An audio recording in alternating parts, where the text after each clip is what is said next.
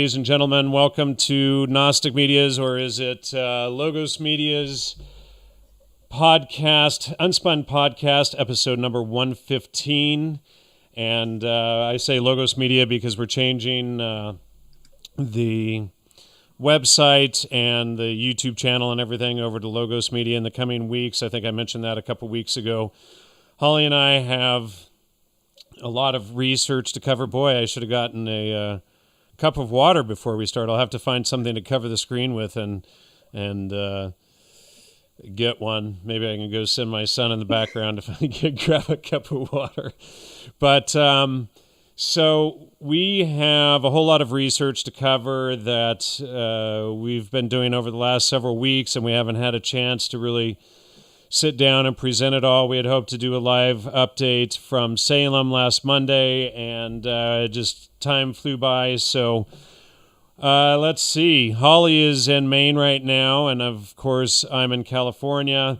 Unfortunately, we can't, do the show together in the same location today. But anyway, Holly and I have been working on our book, and the current working title is Salem Solved: Poisons and Plagues in America's Witch City. And here's a copy. It still has a lot more to go. And behind me, the new backdrop there is just some of the Salem books that we are currently trying to get through to expose this whole cover-up and fiasco. And so anyway, Holly, welcome back. Hey, thanks. Just a quick note, we've got 18 people watching, and the information, the show notes on this episode, I think is incorrect. I think it's from the last one, so we're just going to do a Salem update.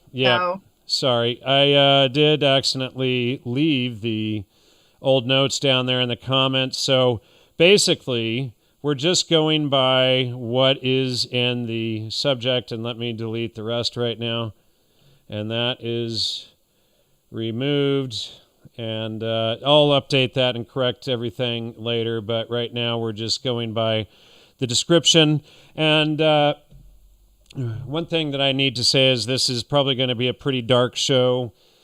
We don't, it's hard to even cover this topic and what Holly and I have found over the last few weeks. And so, we're going to encourage people to skip out on Halloween this year and things like that because of just how deep this goes. Maybe that seems extreme, but maybe by the time you've seen this episode and what we're about to present, you won't think so. You have anything to add there? We spent how many days? 3 days in Salem last week doing research, taking photographs, talking to the locals. Taking names. Getting a bigger idea about the history of Salem as one of the biggest, largest, most populous, and richest countries in early colonial America, and connecting that thread from the very founding of the North American experiment, if you will, up to this today, and the crazy tourism industry that we see in Salem. If you ever get a chance to go over there, it's a real trip, and the tourism season hasn't really even started up yet. They really start up after school gets out, and then they have, it gets crazy the whole week of Halloween. So we were pretty busy those 3 days, gathering some information, getting a bunch of books, a ton of books, and we have some pretty interesting threads that we've connected over the past week. So, hey, everyone. Indeed. Hello, everyone. And, oh, boy. So, wow. This is going to be dark, folks. We hate to tell you that, it's such a dark subject, but, we think that we've solved the Salem case, and we came out back in February or March, saying that that we had tied it to inoculations, and we've found a whole additional level to that, We're going to inoculation experiments. We think we're definitely involved, but we also have a whole new level with the research. And so we're going to be, first off, we're going to start off by discussing Cinnabar, which is mercury ore. And so, interestingly, we're going to start off by discussing a TV show called Salem. It's a series, and I'm going to show that on the screen here. And so this is about the show Salem, and they call it, they're talking about the red mercury. We call it angel's tears for the pain it causes us to make it and the remorse we felt when we had to use it. And so Holly, why don't you go on a little bit on this? Well, I've never actually seen the show, but Jan and I have been guessing that there really was some sort of chemical or poison that was used upon the afflicted Salem girls. So if you followed any of the history about the effects, any of the symptoms that the girls had, and Salem was the largest incidence of these afflictions, as they were called, but it was happening in Europe for about a century or two before, and then it started to happen in North America sporadically. And of course, Salem, Massachusetts, and Salem Village was the largest concentration of these afflictions. So these girls and women were having these very bizarre effects. And the mainstream story of what Salem happened was both, mass hysteria. The girls were bored. They were lying. They were repressed under Puritan culture. Ergot's been thrown around. We started to examine if Jimsonweed or Datura could have been a possibility. There was also a yellow fever plague going on in the Boston-Salem area, which is bizarre because it's more of a warm weather mosquito type of infection, and it was hitting Salem and Massachusetts, New England during the time.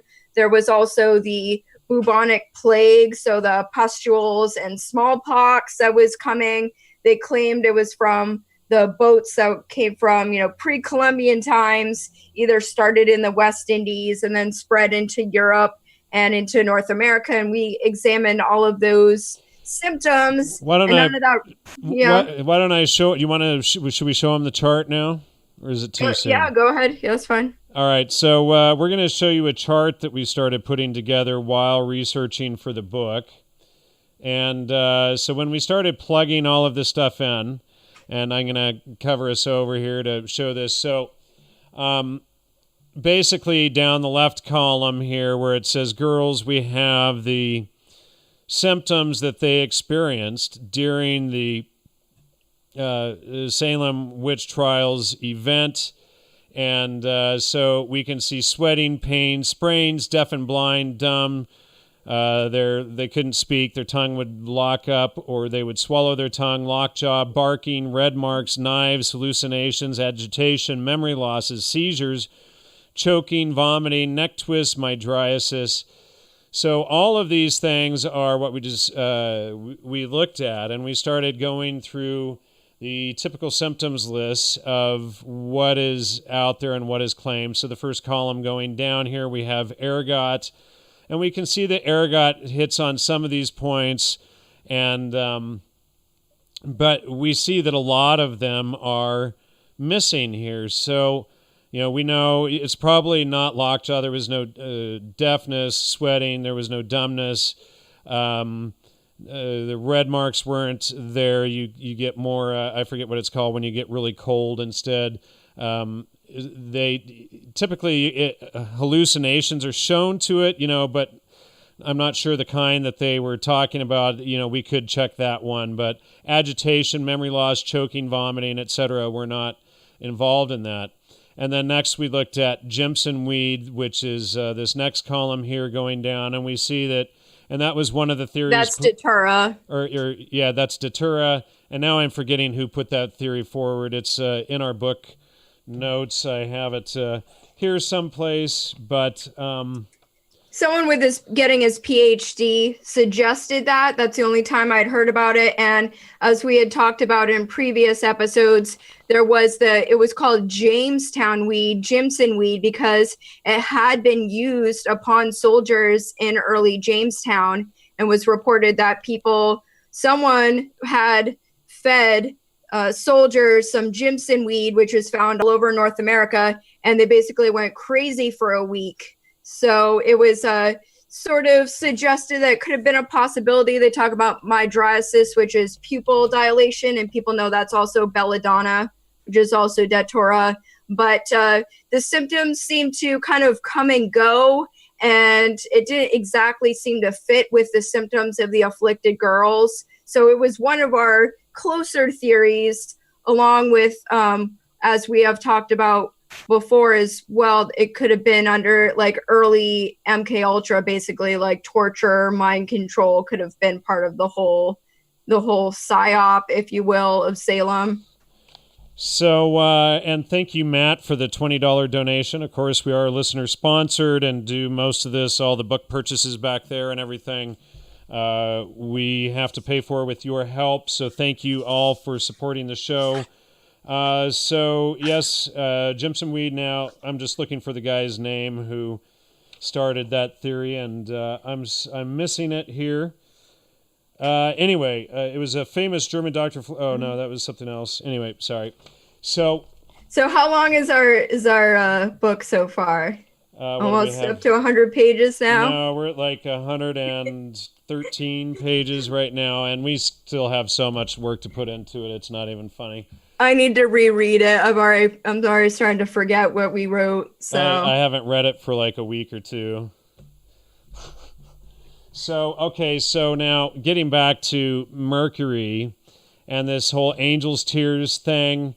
It was also known as red mercury among the alchemists. It's a bright scarlet gemstone like globe. So this is what they're calling it in this witch TV show that we mentioned, the Salem TV show, and this is what they're talking about here. And they says it causes unimaginable devastation.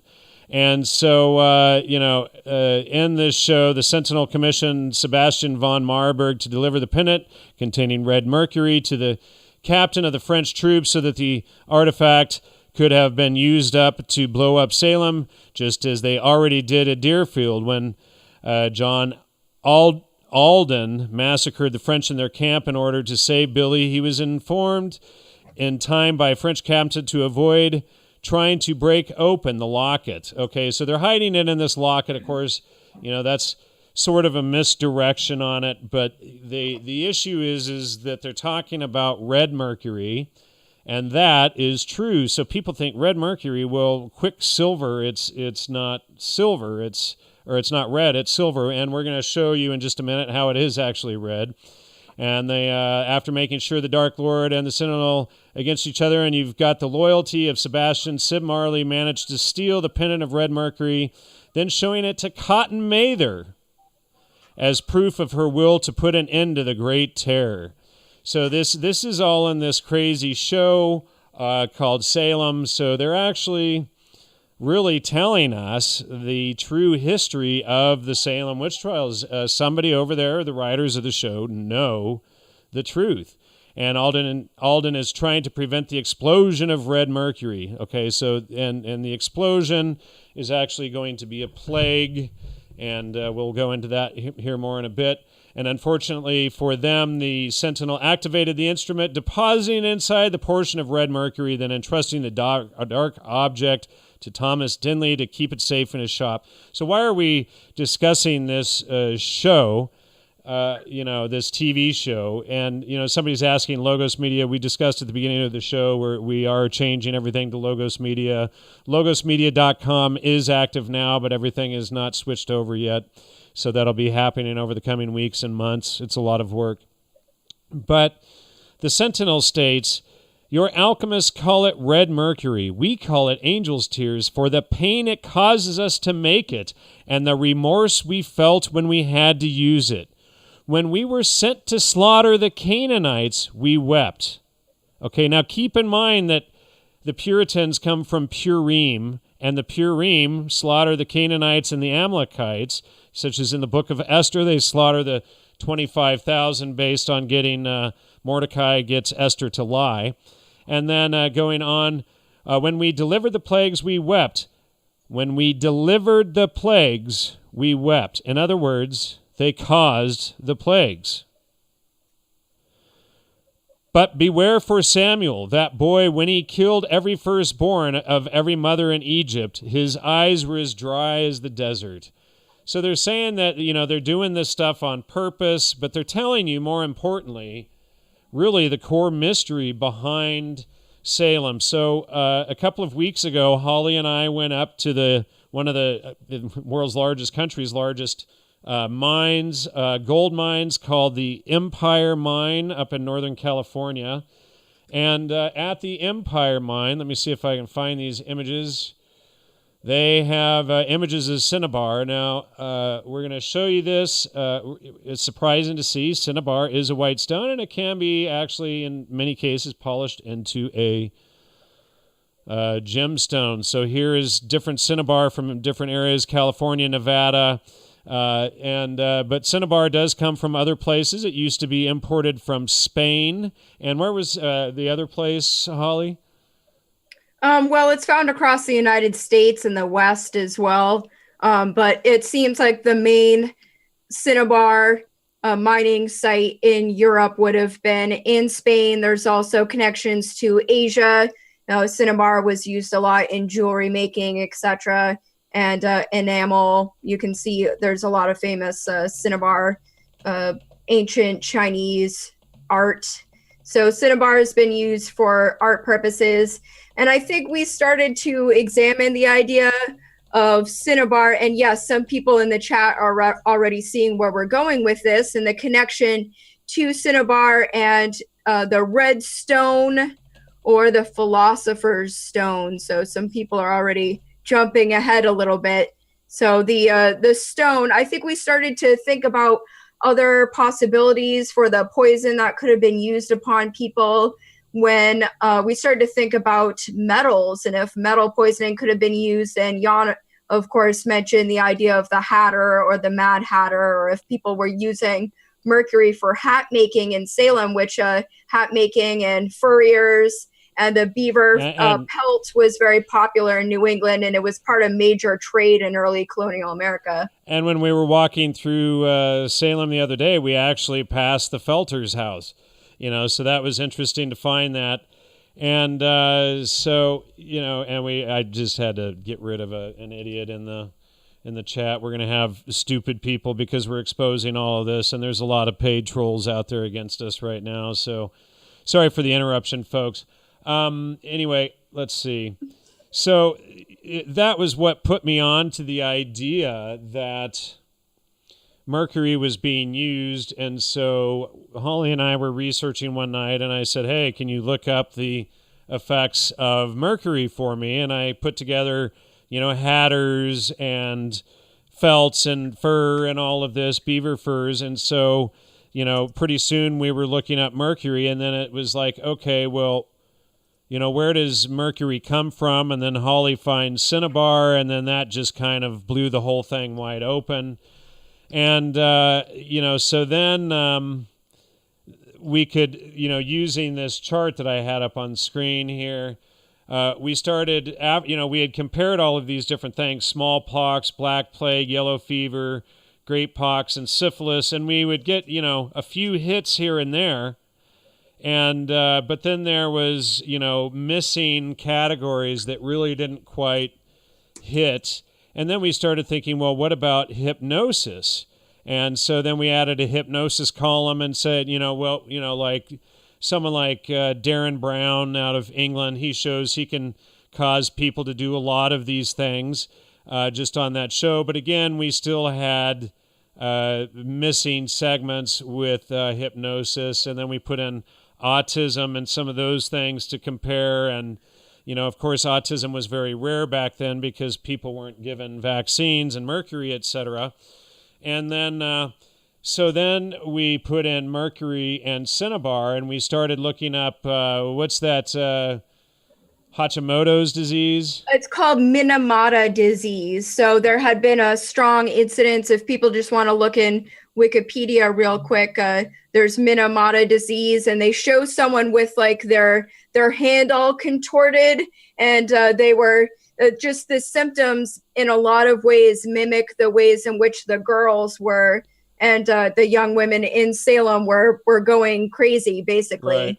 Now somebody's asking, is there proof they were poisoned? I suppose, if you wanted to ignore all of the firsthand accounts there and all of the court documents there of the symptoms and the doctor's reports and everything. And again, these are the symptoms in this first column here that are reported in the official reports on the Salem witch trials. These are the symptoms that are reported. So, if you sit there and say, oh, well, it's all made up and it's all BS, then you would have to ignore that. But if you actually take it seriously rather than just ignoring it, what we did is we took it seriously, and then, it's all on court record, etc. So when we start plugging this in, these symptoms, and then when we compared them to mercury in this column, well, ladies and gentlemen, we got a hit on just about everything with a question mark on sprains. So, that was a big surprise. And with mercury, there were many more symptoms too that we didn't include because they weren't symptoms of the girls in this category here. But with I just want to say, like, we're talking about like 400 years ago almost, or more. 326. So, yeah. So I think, in a lot of ways, we can never really be sure about what exactly happened. I know it seems like from the what people are describing, especially with the initial couple of girls that were exhibiting symptoms, especially under the care of Cotton Mather, these young girls had very specific symptoms. And as we saw when someone commented that, it did turn into a witch hunt in the sense that adults were accusing other adults and so forth. And there could have been many different facets to this, to the trials, as we know, people having personal vendettas against other people, etc. I'm not throwing that away, any of that. We're just trying to look at the initial, what really started the symptoms. I mean, the idea that they were convulsing and they had like their necks were contorted, their hands were contorted, their tongues were swollen. They had these symptoms that you can't really exactly explain away with just overreaction or psychology or hypnosis or something. The girls being bored, is a very common excuse we saw. Right. In yeah, Salem. because women, all of the feminist bullshit that the books that talk about Salem. Oh, the girls were suppressed and bored, so they just made this up, and and then you start reading about the history of all of this, and you start seeing how much these feminist stories are made up. And, one of the biggest things that's quoted is the Scarlet Letter by Nathaniel Hawthorne, which was published in 1850, which is 158 years after the events at Salem. And then they say, oh, well, these women were suppressed, but you can see Nathaniel Hawthorne promoting the whole witchcraft theme in the book, and he's promoting the whole agenda. And we went to Salem and we started investigating Nathaniel Hawthorne. Of course, he was of a very wealthy family, and this is his house right on the edge of the harbor in Salem. The house is called the Seven Gables because each of these peaks on the house it was very difficult architecture to do that, and people had to be very wealthy to pull that kind of architecture off. And so Nathaniel Hawthorne, also lived literally right on the edge of the water. And let's see here. Oh man, every time I click an image, it jumps off the screen here. And so this is the Seven Gables house, and then it goes straight into the, the bay there, right off his property. So, I was leaning on the fence of the ocean there, essentially, to take that photo. Now, so the Nathaniel Hawthorne I spoke to Chris Daugen of the guy who does the tunnels research in Salem, and he says that the Seven Gables house, which was built in the 1670s, was one of the first homes to actually have tunnels connected to it. And Daugen, oops, I got the wrong window up here.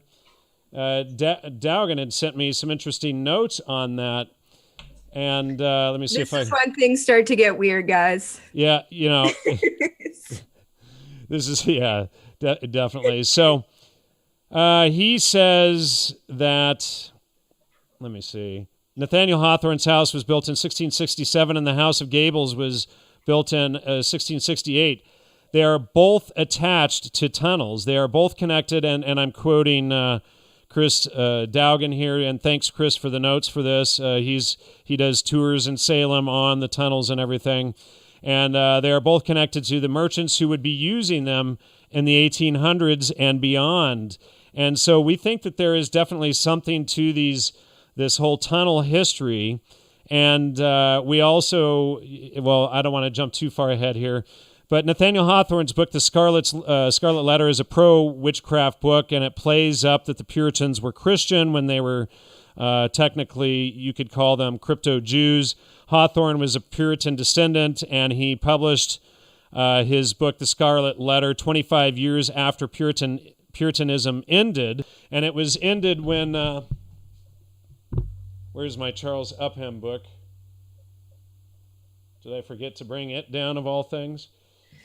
Someone's mentioning about the tunnels. Yeah, people are already jumping down that rabbit hole of you. Oh, yeah. If you will. What do you traffic in tunnels? Right. When we were in Salem, there's the Pirate Museum, there's rum running, there would have been drugs, people, etc. Exactly. So now, in 1824, the guy who wrote this book on Salem took over the first church of Salem. Now, we actually did get to the first church of Salem. It's still there. Unfortunately, recently, the last minister left the church, and we met several of the last 6 attendees who belong to the church. Unfortunately, I didn't get a photograph of the church itself. I got a church of all the signs, and you can see that even the church was trying to promote the agenda there. So this was originally the first church of Salem, Salem Village, and they renamed it when they renamed it Danvers. But that is the church where most of the stuff happened, which is a half a block from the meeting house. And then they have this memorial, which is there's a lot of hokey baloney stuff in the whole presentation here, but this is about a half a block down the street from the first church of Salem. And then across the street is, this guy's house where supposedly the original townhouse was. But going back to Hawthorne, the Hawthorne family also owned the very exclusive Hawthorne Hotel a few blocks away from the Seven Gables house in downtown Salem. And so, we have this very wealthy family. He's writing the disinformation 158 years later. He's tied to the Hawthorne Hotel and the tunnels, and he's clearly selling the agenda of witchcraft, of course. And just to say, after Puritanism had ended, it was cool for all of the former Puritans and descendants of the Puritans, etc., to jump on it as Christianity to sell the agenda. So to just mention for everyone, his grandfather, John Hawthorne, was one of the judges during the Salem trials. So he was one of the wealthy merchants, part of the court of Terminer and Oyer, which would have been the proceedings overseeing the events. And of course, they use something called spectral evidence, which is people accusing others without any sort of specific evidence. It was all spectral, if you will. And then Nathaniel Hawthorne also wrote something called Young Goodman Brown, which was a short story which spelled out that the people of Salem and Danvers were engaging in satanic rituals. So this was promoted. They called it Gothic Romanticism. And of course, this inspired, if you're into H.P. Lovecraft or Gothic horror, all of this sprang out of this era. So just one more facet for people to look into. And if you want to see the memorial that Jan just put up, that's all technically in Danvers, Massachusetts. Right. We had to look around and try to find. It actually took place in Salem Village, which was the outskirts, which is now Danvers. And Salem, the city, really didn't have near as much to do with it. Maybe they could claim, if it's even valid, that the hangings took place there, but really it was all in Salem Village or Danvers. And so Salem, the Massachusetts Bay Colony, included like 5 or 7 cities, including Salem Village, Salem City, and what are some of the other cities again? There also, it would have encompassed Beverly, Massachusetts as well. And all the way out to Quincy, Mass, was where the Maple Marymount happened. And so there's like 5 or 6 different towns in that area where that all would have been Salem at the time. Correct. And Christopher Romanoff says Salem, a very important port for the late 1800s. Whaling oil is actually more in the early 1800s. I think by the 1840s, the Salem port had been starting to shut down because the bay wasn't deep enough for the larger ships at that time. And so that's, Salem was, up until then, probably the richest city in America and considered sort of a country unto its own. Ginger is saying satanic or pagan. There's really no difference there when you get into it, but that's for a whole other discussion. People can go back and look at the older shows I've already done covering a lot of that kind of material. But so there are these tunnels running under Salem, and a lot of them were covered up. And thanks again to Chris Dowgan for sending some of these. He argues that this is the opening for what was one of the Salem underground train stations, and this here as well. Sorry, folks, about it. It's jumping around here. But there's all of these tunnels that run under Salem, and then when you get into here, you can see that there's the Salem train station and these tunnels running under the city here. All of this stuff has been closed and wiped out over the years, and the color photos are thanks and credit to Chris Dowgan, and these are, of course, for open use or whatever. But so these are just showing some of these tunnels and things going under the city. Of course, this just recently, the whole Tucson child smuggling thing was going on there. Now, what we also suspect is that there's a whole lot of phony baloney regarding the quote-unquote underground railroads and the slaves freeing the North. And, we're told that if you go on Wikipedia, for instance, and if you type in, let's say, Underground Railroad, and I'm just going to do that just to show people here. If you live in New England, you can pretty much assume that there were underground tunnels under your city. So it was a network of secret routes and safe houses established in the late 1800s. Let's see. And then if you read through this, and I have before, it says that they weren't really tunnels. Let's see here.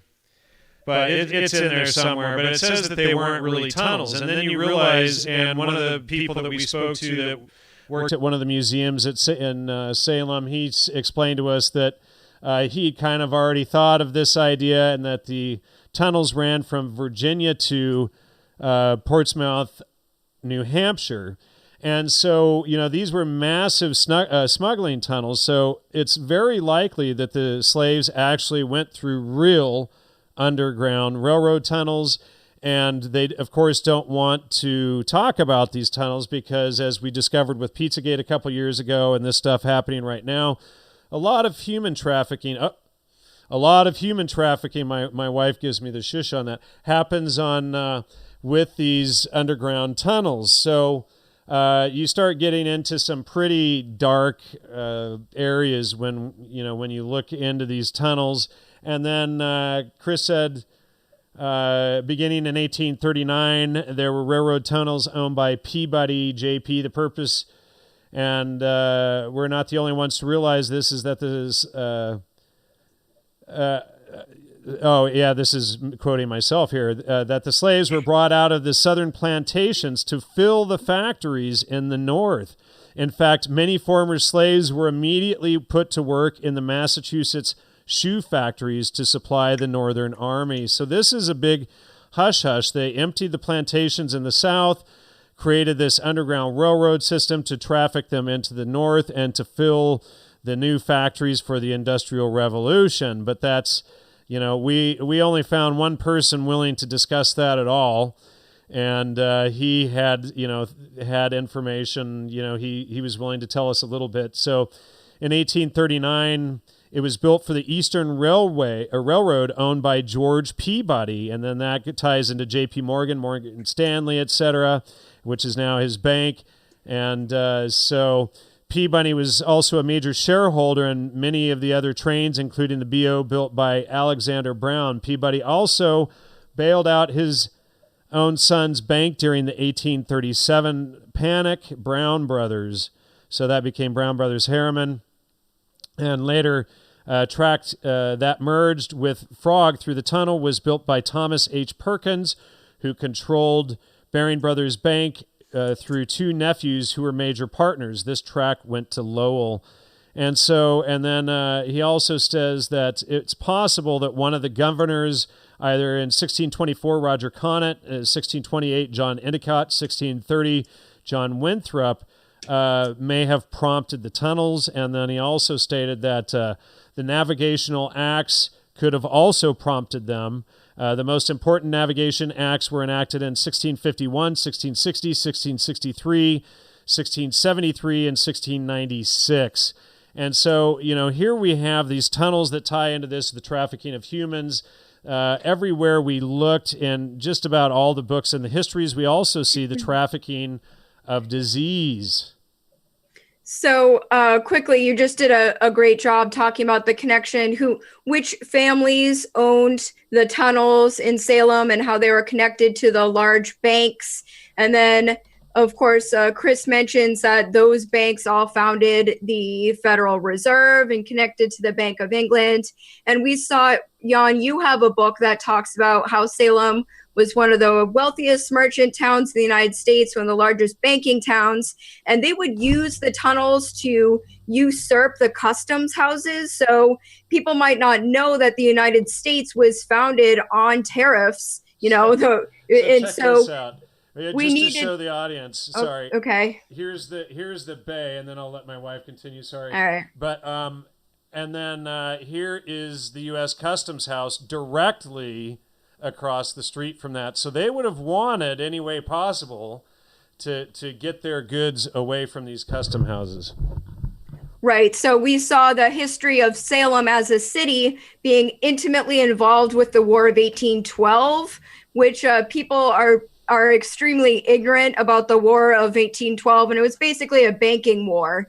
And what ended up happening is Jan, with the book that he just showed, a lot of those families just sailed away in the 1830s after a big bank crash. And of course, these banks and all these families, of course, connected with Salem, all started to fill in. And the founding of the Federal Reserve is directly tied into Salem. So that's just another interesting facet to the whole story. If you start to look at tunnels, and Jan and I took a pretty kitschy tour of, it was the Pirate Museum, the Salem Correct. Pirate Museum.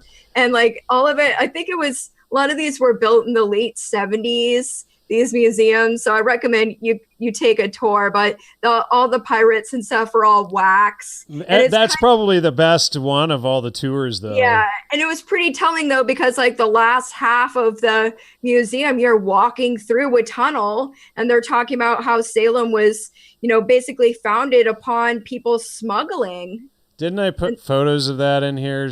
I could have sworn I had photos ready to show people. So maybe I thought it was too kitschy to show people. Thanks, Anthony, for your $9.99 donation. We do appreciate it. Please support the show, everyone. Much appreciated for that. And anybody else who's donated, we already thanked Matt during the show.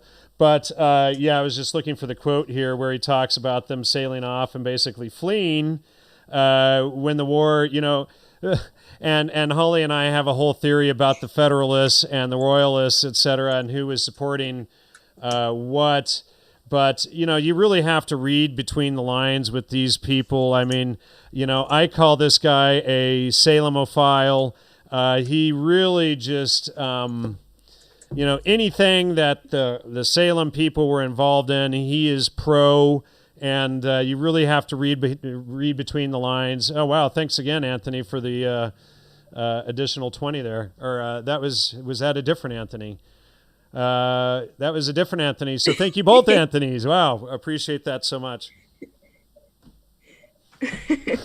So, okay, so this guy, and we should get back up in the notes here for the show. Quiet Storm asked if we got scared by the dude in the mask at the Pirate Museum. Yeah. So, well, and Holly said, well, that guy just moved. And I went back, and as I'm saying, I think that's a guy in a mask. He went, so.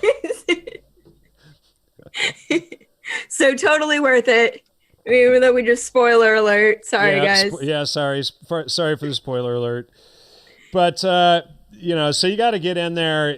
There's so many dang books to read on this.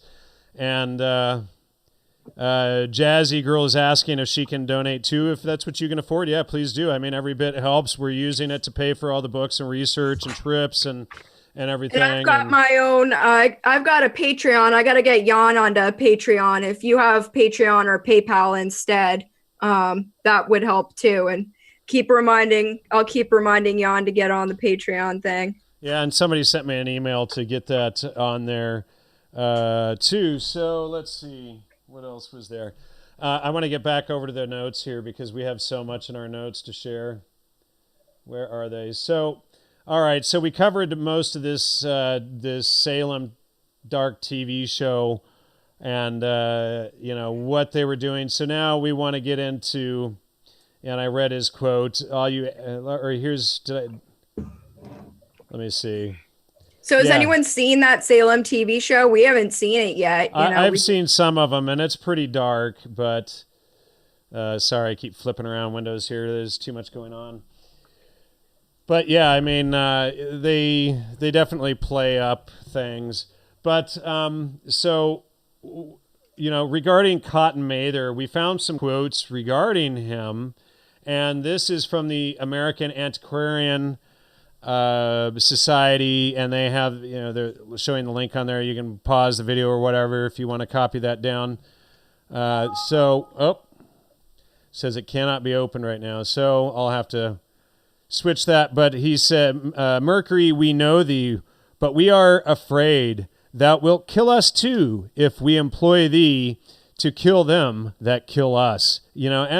Quotes like this are really telling when you understand that the Puritans, that the name Puritan comes from the Purim, which is in the book of Esther in the Old Testament, about Mordecai and Esther lying and then having to the king that they were Jews, and then having Esther's one wish was to have Haman and his sons and all of his 75,000 followers killed. And so the king honoring Esther's wish kills all of Haman's people, and it just goes to show the power of a beautiful woman, because Esther was supposed to be the most beautiful woman in the whole kingdom, and it goes to show the power a beautiful woman can have over men, and even if he's the king of the land. So of course the story in there is spun, but going on, just the way for the circulation of the blood and the lymph, and so that it served purposes of medicine, and nothing like mercurial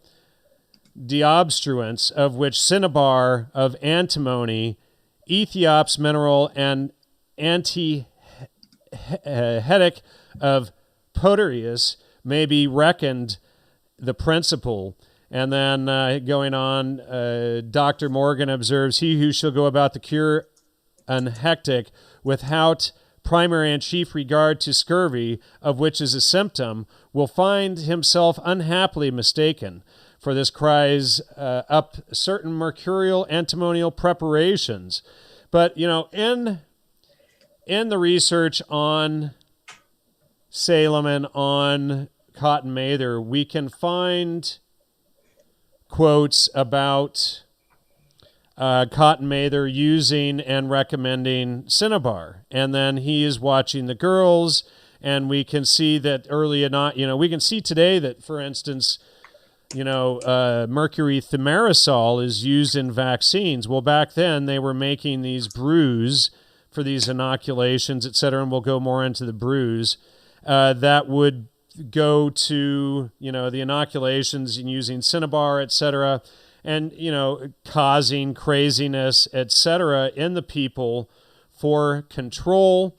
And so, these are just some of the quotes that we found from that book from the Antiquarian Society there, so people can check that out.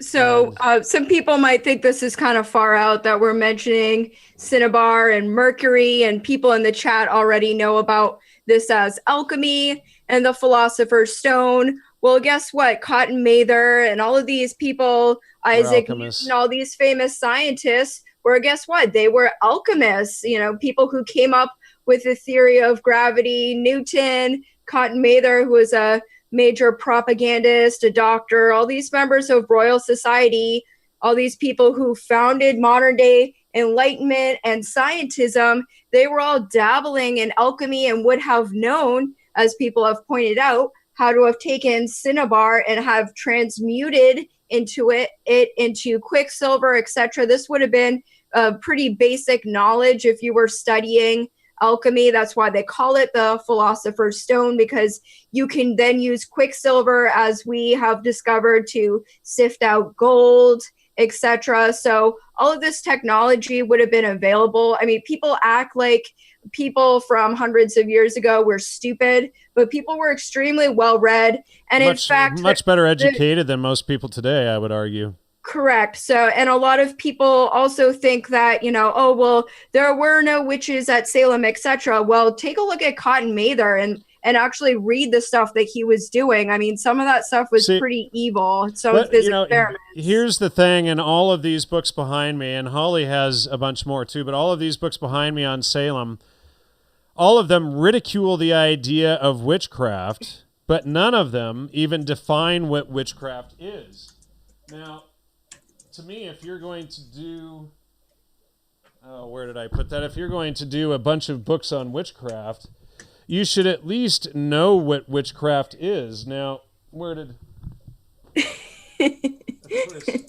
I'm looking at my, how do you pronounce that? Malacus Maleficarum. If people are into researching witchcraft, that's the book for sure. Hammer of the Heretics. Yep, exactly. And then there's several others, and they should be here somewhere. Oh goodness! But there's too many books here to go through. Apparently. He's getting lost in books now. Help him. Yes. Okay. So here's another one here that's really good. This is by John Hale on witchcraft, and he wrote this in 1697, shortly after the trials. And but what people have to understand is that what these books show as witchcraft is stuff that's commonly accepted today, that was sold to us largely by people like Aldous Huxley and the MK Ultra program. So birth control, that was considered witchcraft, and causing abortions, that was considered witchcraft. If you took most of the things that Planned Parenthood does today, those things were considered witchcraft. And so these were things that were against the family and against natural law. So, you didn't just, go have sex to be promiscuous. You were committed to someone in a relationship before you ever had sex. So it wasn't like, people today just, women are liberated because of birth control pills. All it just means is that, we don't have to be responsible for our bodies and the proper, what nature is giving us. We're going to take chemicals to stop the natural process of our body, which, of course, if you look at natural, it's against nature, so therefore it's against natural law. So these sort of things, and using herbs to cause impotency in men, or to cause hallucinations and craziness, and to cause plagues and killing people, these things were all plagues, or I just gave something away. We're all witchcraft. And so is somebody, there's a troll in there. No, I'm not going to bother answering to a ridiculous troll letter that's all lies. If you can't use critical thinking, you're on your own, then, that's all that the comment deserves. So, and I've blocked them. Every show we get trolls because of what we do, and there's a lot of trolls. And as we've been exposing all of this stuff, people that we used to think were friends and that we worked with got exposed too. And, that's the way it goes. Unfortunately, we can't, all of these people think up different lies, and it's hard to figure out everybody's lie. I mean, you got to read an 800 or 1,000 page book sometimes to see somebody's tricks and their false rhetoric and stuff. And that's just, how it goes. Go ahead.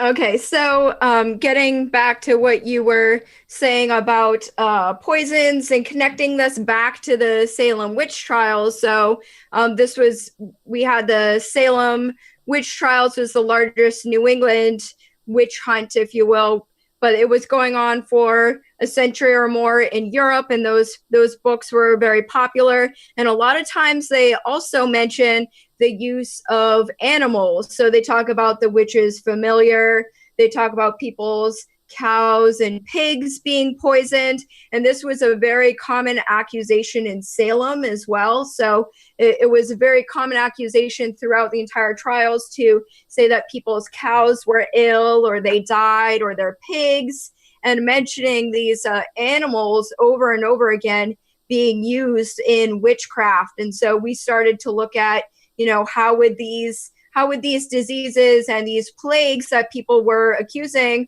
witches of, such as, cowpox or smallpox, how are these diseases being transmitted and shared in town? So, and throughout Europe and the United States. So this is all part of further research that we're doing. It's amazing. Yeah, it's amazing the dark types that come out when you expose this stuff. And unfortunately, the more we've delved in, the more we've found here. So I'm just trying to find the notes here again.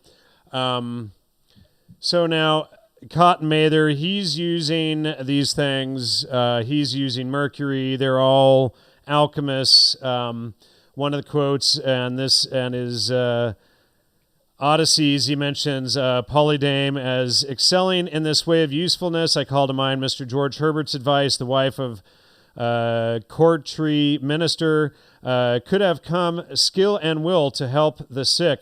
More particularly, he adds that I shall not judge it amiss to transcribe. According for selves, his wife seeks not the city, but prefers her garden and fields before all outlandish gums.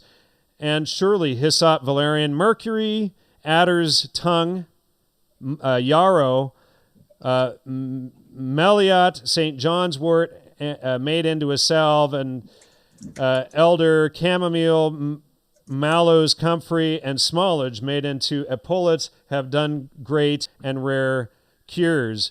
So, we have this record of these people using this stuff. Here is Salem, this shipping town that even before mercury was discovered in the U.S., they would have, likely been importing it from Spain and from Italy as well, because it would have been highly valued by the hatters and gold people, etc. Like we discovered, again up at the Emperor Mine, that they needed mercury to separate the gold from the rest of the stuff. So connecting this to, of course, people might not remember, they might not have seen our multiple series upon Salem now. Cotton Mather was one of the original pamphleteers and propagandists for the first American inoculation campaign.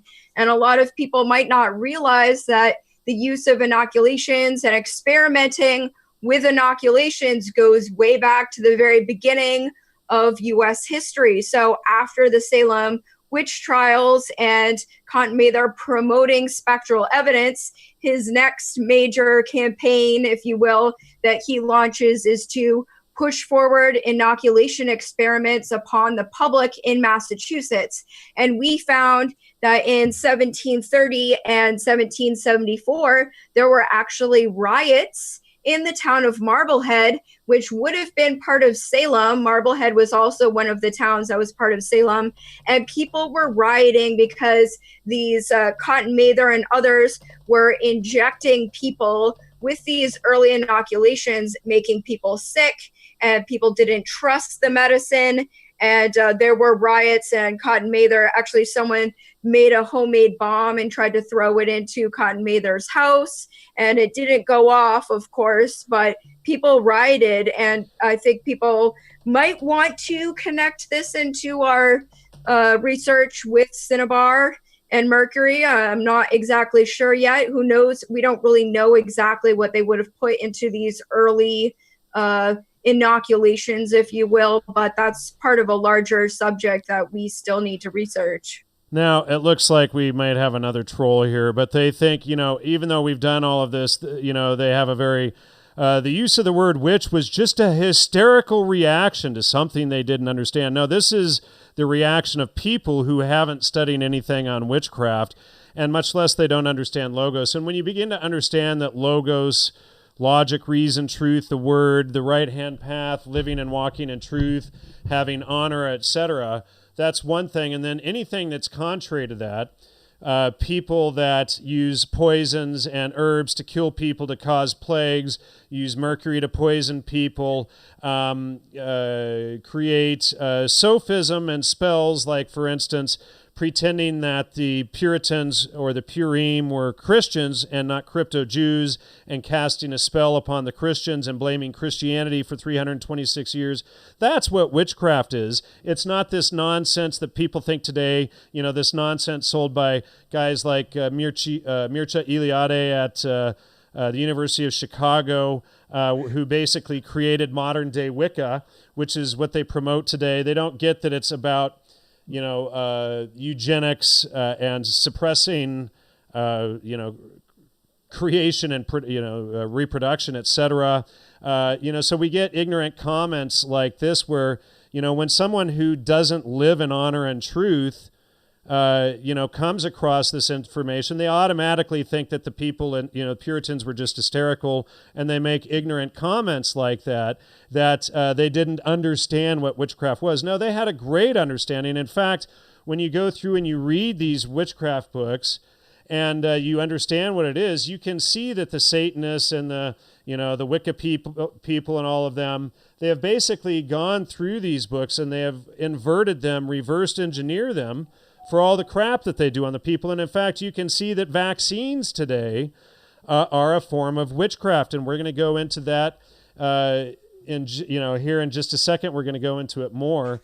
So, the witchcraft in Salem, when you get, okay, so we've covered Mercury, we've covered the alchemists and what they were doing. So we have this quote here, John Dee, who was a spy for the Queen Elizabeth, and all of the alchemists, etc., that I've exposed over the years, they all worship this guy, along with Hassani Sabah and some of these others. So let's pull up John Dee just for a second.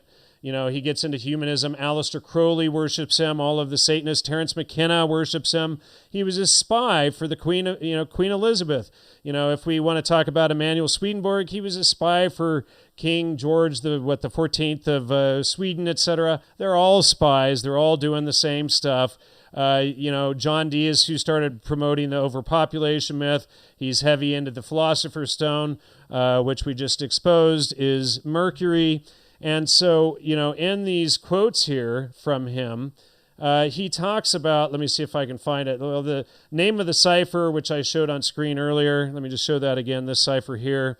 It's the great work, the Philosopher's Stone, the magnum opus. It's the hieroglyphic monad, and it was created by British Rosicrucian and spy John Dee. And he was a close confidant and the spy for Queen Elizabeth, who issued him license to practice alchemy and make gold. Of course, John Dee also ran the mines back then, if I can recall, unless I'm confusing him with Emanuel Swedenborg. But he had proved the existence of the universal monad, which, according to Pythagoras, was the first thing that came into existence in the universe. In this section, the monad all the glyphs of the 7 planets and their associated metals: Saturn, lead; Jupiter, tin; Mars, iron; Venus, copper; Mercury, quicksilver; Moon, silver; and Sun, gold, intersect the heart of the monad, and the cipher, one cipher that encompasses all the others, is Mercury. Again, one cipher that encompasses all the others is Mercury. There's the sign of Mercury. The one that encompasses all the others is Mercury. The alchemical Mercury stands as the principle of transformation itself. Again, to transfer gold and to get gold out of the ore, etc., they used Mercury to do this. That's how they separate the different metals. So, turning whatever into gold, they're actually using Mercury to do this. It's part of the mining process. It's how it's done. So they put it right in your face. And then it's also part of, John Dee says, hold on, I'm skipping ahead. But when the alchemists depicted the monad, they often added the Latin caption, in hoc signo vinces, in this sign you will conquer. So with Mercury, with Cinnabar, you'll conquer. By poisoning people and causing plagues, you're gonna conquer. By using inoculations and vaccines, you're going to conquer. And then John Dee says that he purified his soul with this process and learning the monad, etc. But you can see how it all ties together. Again, thanks everyone for supporting and donating to the show. We can use all your support and help that we can get. The appreciation of the earth is somehow... This person is just a troll. They're banned. All right, John, can I jump in now? Sure. Okay, so people were talking about John Dee in the chat quite a bit, which is good. We've got a smart audience. So, yes, John Dee was a steganographer for the English crown. And guess what? So many members of the Royal Society were all steganographers. And seems like the more that I look into alchemy, you can see its connection to steganography and the coded language within alchemy, and then how that connects to Freemasonry. If you start to research American Freemasonry and its foundation within the United States, and guess what? Cotton Mather and all these members of the Royal Society were also... Thank you, Ernesto. Wow, thank you. We're also members of Freemasonry and the Royal Society. So yes, it seems like you join one of these clubs, they all would have known about this. And yes, they were also the individuals who were running the whole Salem operation, if you will. So let's see. They were the Satanists. They were the witches. It was the Puritans themselves. This is what people don't get. The Puritans themselves were the witches, and they cast the spell. They did all of this stuff, and then they pointed the finger at everybody else to pretend that it wasn't them. I want to say that I think there is a possibility that some of the people that were prosecuted and hung during the Salem trials were actually innocent. I'm willing to accept the fact that perhaps like Rebecca Nurse, she was like a seriously old lady who was bedridden. She was actually renting from one of the judges who prosecuted her.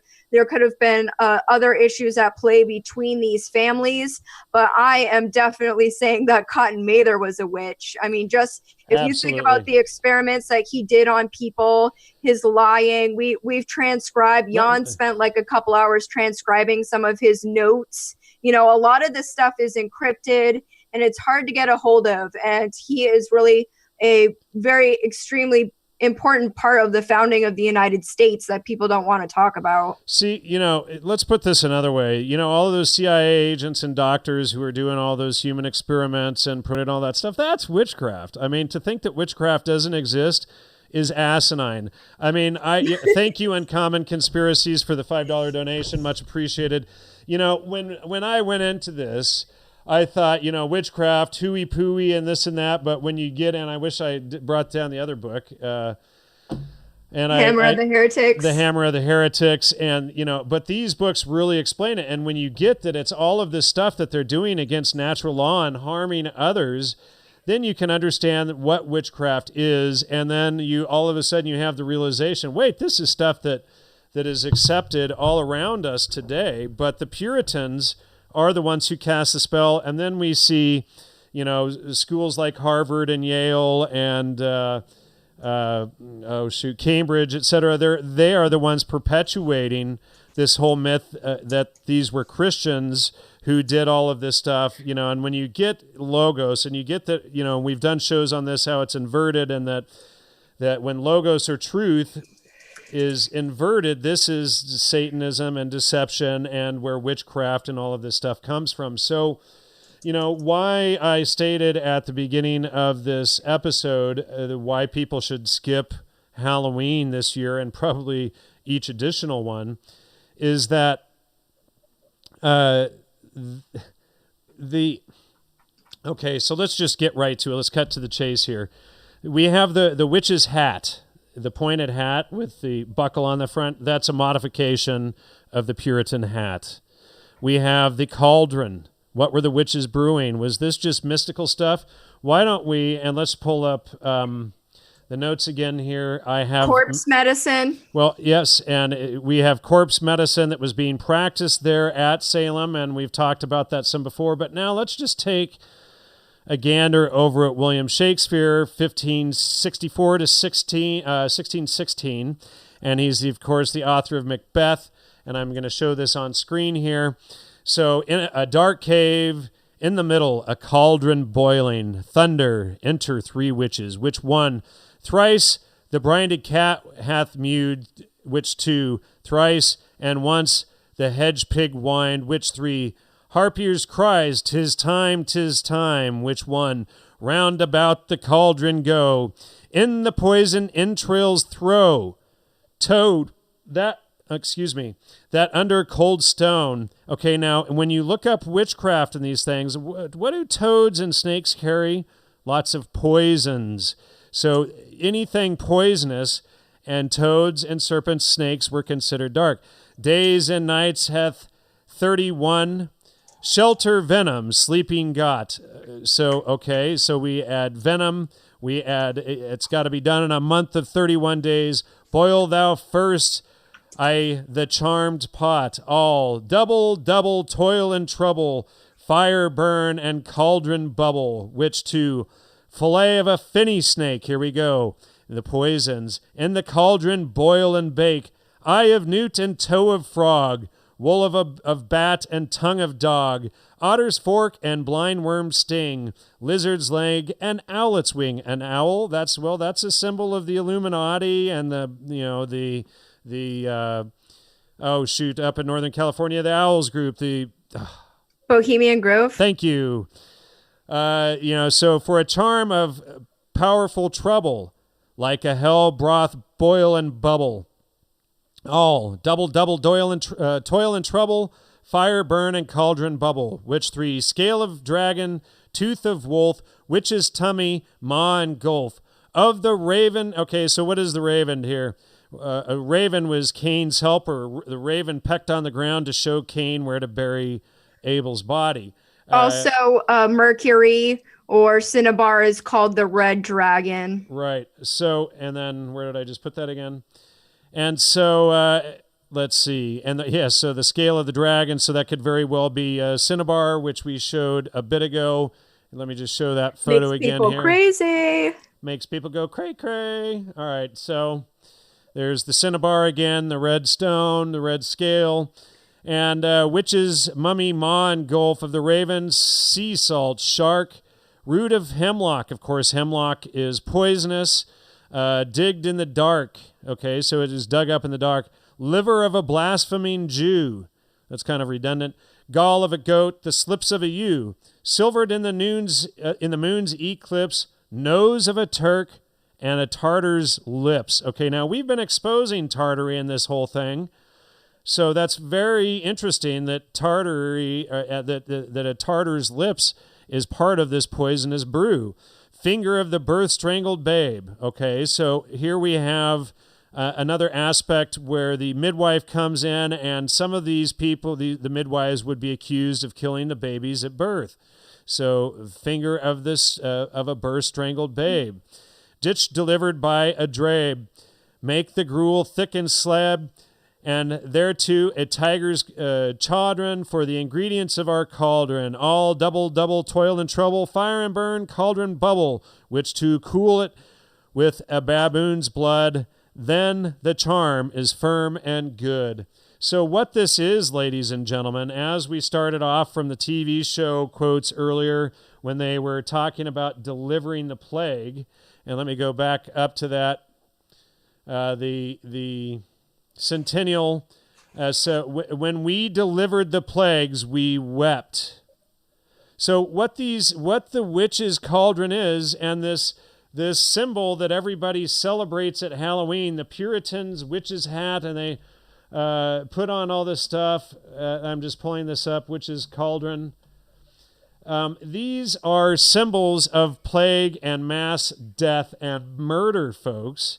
You know, this is the symbol of what they used to create the poisons to commit mass murder. And they put feces and everything bad in it that you can imagine. And then everywhere they went, there was mass genocide. Now, do you want to cover some of the places where we've discovered the genocides, Holly? Well, I mean,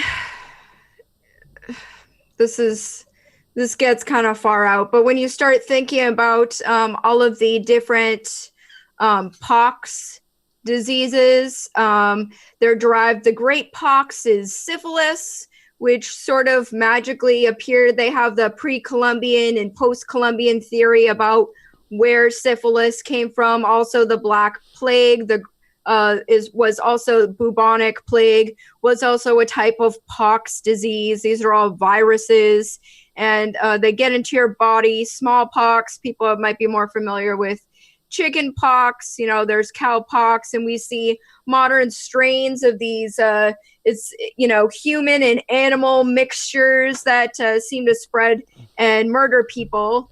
And Jan, you're gonna jump in. Quiet Storm just hit the nail on the head. Might this be the same formula they used on Grand Tartary? Yes, we think this is exactly what they did. So, yep, someone's talking about the plague caused by rats, spread by fleas, as we've talked about in the past. The Royal Society, Robert Hooke was examining the plague flea, when it broke out in 1666. In England. Just a coincidence there, folks. Yeah, and that's putting the cart before the horse. The Black Plague is caused by rats. You know, when we start to look at this, and you know, when Judaism was banned in Europe, they were actually banned for spreading the plague. And everywhere, when we look at when the Marranos left Spain and traveled everywhere they went, plagues broke out.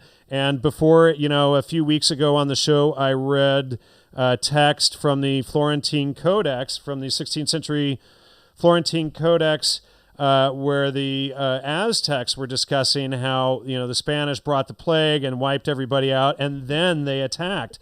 And this happened to the Pequots up in Massachusetts and Maine, etc. So, yep.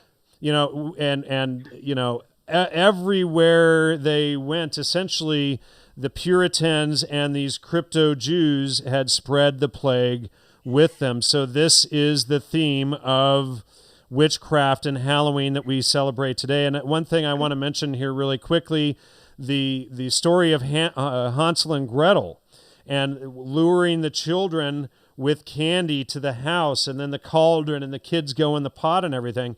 We suspect they were, you know, testing this stuff on the kids, using the children to lure them in with this stuff, exactly like the Halloween ritual is celebrated today. So this is probably for another show, but I also examined and discovered that before the plagues hit New England and wiped out the native people, just right before the Puritans showed up, of course, this also happened in Ireland in the 1650s under Cromwell's Commonwealth. The Irish were wiped out with massive plagues, and they were enslaved, and there was a rebellion, if you will, against the Puritans in Ireland. And then also this happened with, it seemed like also the Jesuits were spreading in Canada, And with the Iroquois, they spread some sort of a black plague or some sort of unknown pox plague that was talked about from the primary resources that we can find. So a lot of this, seems to connect to a larger issue of we see these plagues spread throughout Europe, North America, Ireland, the West Indies, etc., just as these groups of people come in to take over the land. Okay, so Volker just hit the nail on the head. And thanks, Ernesto, for the $50 donation on top of the $100 donation. Wow, we really appreciate all the support tonight. Volker said it's like participating in the spell of our own destruction, and that's exactly what Halloween is. It's an annual mocking of them poisoning and plaguing our ancestors. Now, if you think of the Black Plague in Europe, this killed 70 million people, okay? So, this every year, and, the Satanist Church put out a thing recently saying, that they are so glad that Americans celebrate, Halloween every year because of the ties to all of this stuff. And when you understand what the witches and Halloween is really about, you're going out and participating in this mock ritual of your own sacrifice. Guess where the satanic headquarters are in the United States? Anyone in the audience know? What city? And should I just give it away? Nobody's typed it yet. It is Salem. Salem, Massachusetts, satanic headquarters. And where's the biggest annual Halloween celebration? Salem. What is the city that puts this kind of crap, let me just pull this over, on as their city logo? This is what they are celebrating. They put it in your face. You got the mock hat, the Puritan hat, the whole thing. I mean, the Puritans were, the Purim, who celebrate the death of the 75,000 of Haman, and they consider the Native Americans, the Canaanites and the Amalekites, and they've, for centuries committed these genocides and then spun it and blamed the Christians. We can see, the historical agenda going on when we care to look at this stuff, and all of these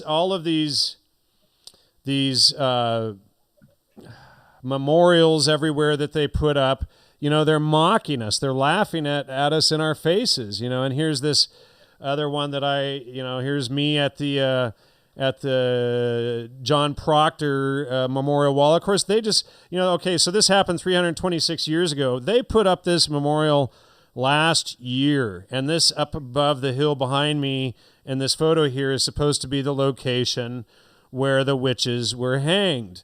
Now, who knows? It seems kind of odd that they would have trucked them back in that day all the way from Salem Village over to that hill just to be hung, and went just hang them in the regular gallows where all the rest of the criminals were hung. I don't know.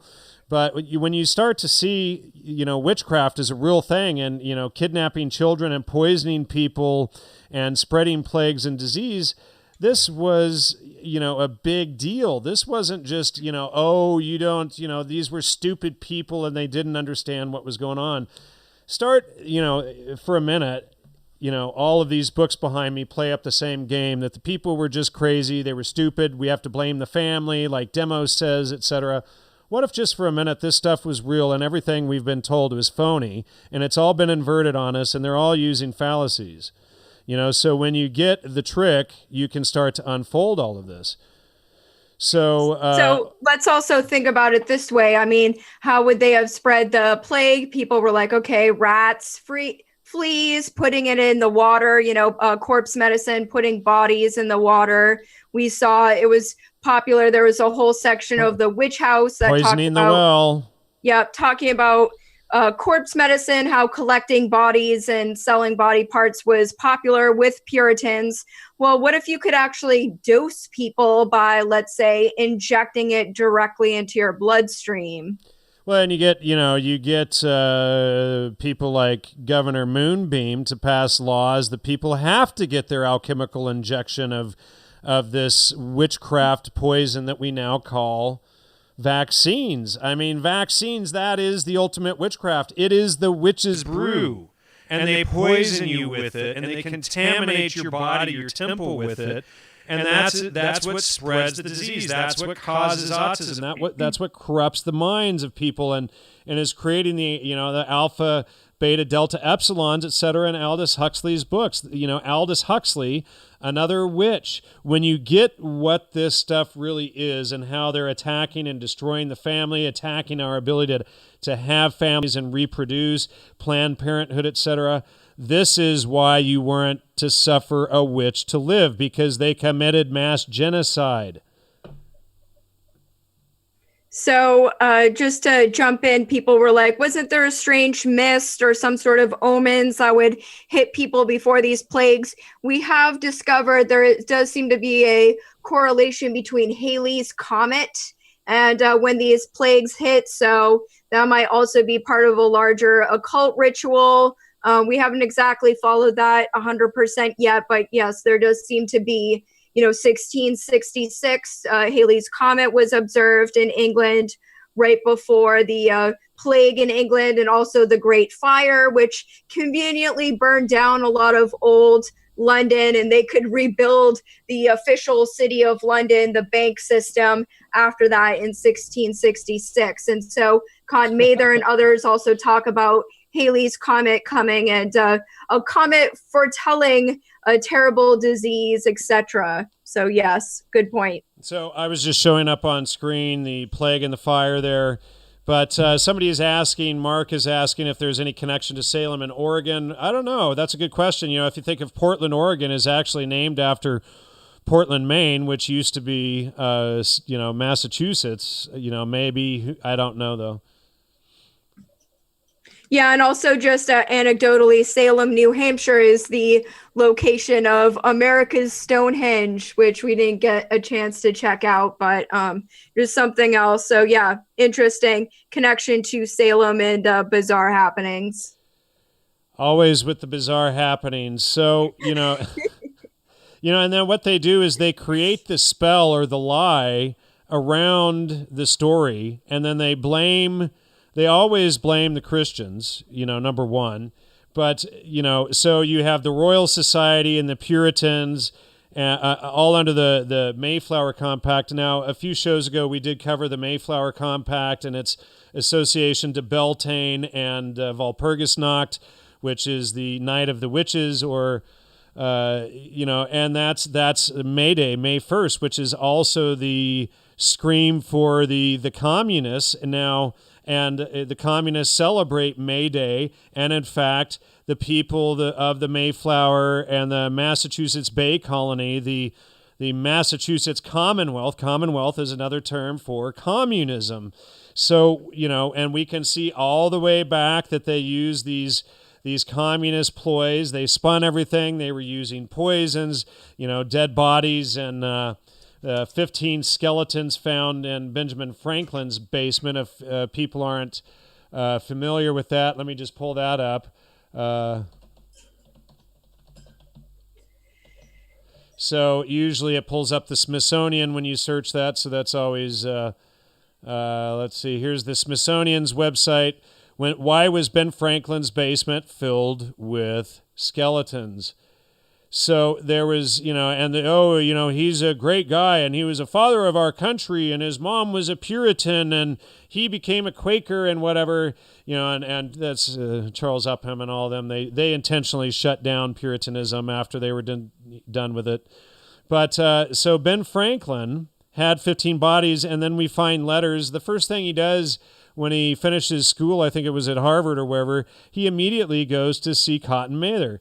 And then Cotton Mather, I think, is his handler. They were both pamphleteers or propagandists. They're both promoting the inoculations, and then we find 15 bodies in his basement, etc. So they're doing human experiments. Cotton Mather's house is nearly bombed for his inoculation experiments, etc. I mean, you just, it's hard to say, okay, we have a document that proves this whole thing, but we can see, we have the letters from James Franklin's printing company, who is working with Dr. What's his name? Hold on, James Franklin. And he was working with, Dr. William Douglas, who is another member of the Royal Society, and then with him and Ben Franklin and everybody, they're controlling the entire dialectic from each side of the inoculation experiments and everything that's going on. And then, of course, we're lied to in the public that the first inoculation experiments were like in the 1800s or whatever, when they were, in the 1690s and early 1700s with Cotton Mather and Ben Franklin and these guys. And wasn't Ben Franklin one of the first people to go out publicly in favor of inoculations? And then Ben Franklin and his brother, here's James Franklin, actually founded the American Hellfire Club, based off of the British Hellfire Club, and which is similar to the Bohemian Club, which we mentioned earlier.